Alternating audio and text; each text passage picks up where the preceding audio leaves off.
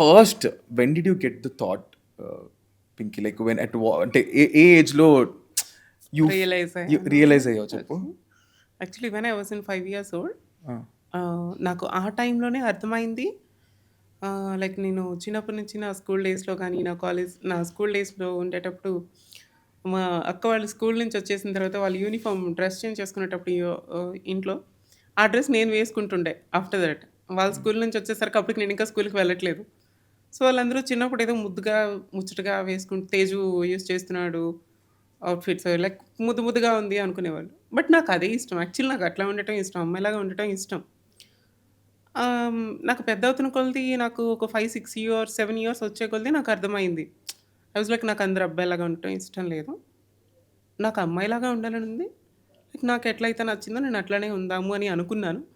But నేను పెరిగిన పరిసర ప్రాంతాలు గానీ, నేనున్న ఫ్యామిలీలో కానీ అది పాసిబుల్ అవ్వలేదు. సో, నా 10థ్ అయిపోయింది. నేను హైదరాబాద్ వచ్చేసాను. హైదరాబాద్ రాంగానే కూడా it's not easy to survive here. చాలా కష్టపడ్డాను. ముందు ఫ్యామిలీని చూడాలి. నాన్నగారు రిటైర్ అవ్వాలి. ఇవన్నీ బర్డెన్స్ అన్నీ ఉన్నాయి. మా చెల్లికి పెళ్ళవ్వాలి. ఇవన్నీ అయిన తర్వాత నేను నా డెసిషన్ తీసుకొని దెన్ అప్పుడు నేను నా ట్రాన్స్‌ఫర్మేషన్‌ని స్టార్ట్ చేశాను.